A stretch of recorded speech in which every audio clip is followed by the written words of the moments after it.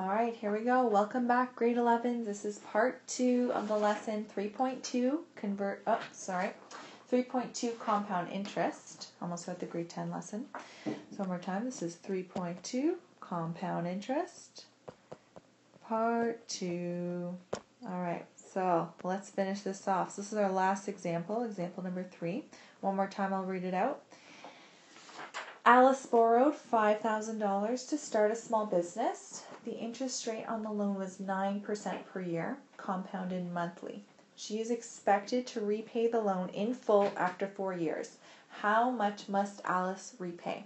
So A is asking how much is Alice going to owe at the end of the 4 years. So we're looking for the future value. So what we're looking for is A. We don't know what A is. So we know that we're going to use our equation, A equals P times 1 plus I to the power of N. So we know we're looking for P, we're looking for I, and we're looking for N. So let's go through and do what we know how to do and find each of these. P, the principal, the initial amount she invested or borrowed. Well, we know she borrowed $5,000. So at the beginning, her loan is just worth $5,000. Now let's see what interest rate she's got to pay on that. Looking. 9%. If you remember from lesson 3.1, we saw what the interest rates were like for banks. It's like 1%, less than 1%. She's paying 9%. That's crazy. So we're going to write 9%. Now we're going to go back to our chart, see what we're going to do with that 9%. And before you look at your chart, we're looking for those words. Are we compounding annually, monthly, semi-annually, quarterly? And I see that it's compounded monthly. So you're going to go back to your chart, check what it says under monthly. We know monthly means it's going to be paid 12 times per year. And the interest rate, if you check under chart, we are going to divide this by 12. So that's exactly what we're going to do. And if you put 9% divided by 12, it just equals 0.75%. Can't leave it like that. We are going to change this into a decimal, so we're going to take let me just erase this. We're going to take 0.75 and we're going to divide it by 100 to get rid of that percent. So 0.75% is just equal to 0.0075 as a decimal. So again, to change a percentage to a decimal, just divide by 100. And now let's deal with N, the number of periods she's going to be borrowing this for. Well, she says that she's going to repay in 4 years. So we're going to write a 4, but we're not going to leave it like that. We've got to go back, check our chart, see what to do with monthly compounding. And you can see that we are going to, on our chart it says to multiply N by 12. So that's what we're going to do. It's 4 times 12, we know is just 48. And we're done. So now we're going to plug everything in and find out how much this loan is going to be worth after 4 years. So I'm going to rewrite the equation that we know very well now. A equals P times 1 plus I all to the power of N, and plug in what we know. So we no idea what A is, so I'm going to rewrite A. P, no problem. That's $5,000. Then we've got 1 plus I, we know is not 9%, but here we go. We calculated this decimal. It's 0.0075 and bracket, and now let's find N. N is just 48. So that's what we're going to write, 48. Now remember, BEDMAS, we're going to do those brackets first. Let's do that, and then we'll plug it into our calculator. So we've got 5,000 times 1 plus 0.0075, just 1.0075, all to the power of 48.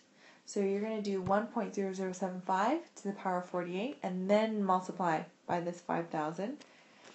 And if you plug it into your calculator, you should get 7157.03. So if you didn't get that answer, it just means that you're making a calculation or a calculator error. So no problem, we can fix that easily. Just come find me or ask somebody else in the class. So let's take a look at what the question was asking originally. How much must Alice repay at the end of the 4 years? So she borrowed $5,000. At the end, she owes, holy, $7,000. Okay, so let's write that. So at the end of the 4 years, end of 4 years,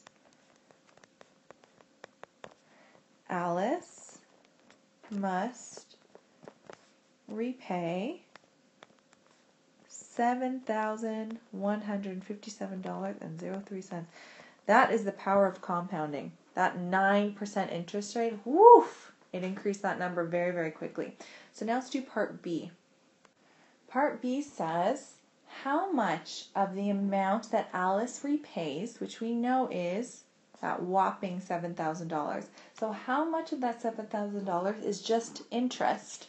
Well, we know that she really just borrowed $5,000. Remember? She just borrowed $5,000. But at the end, oh my goodness, I'm making some crazy lines here. I hope you're laughing at me at home. Okay.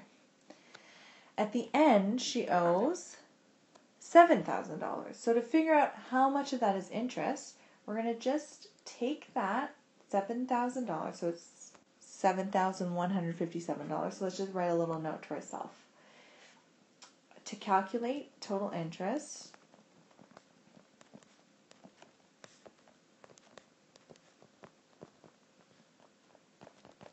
subtract the total of what she owes from what she borrowed originally.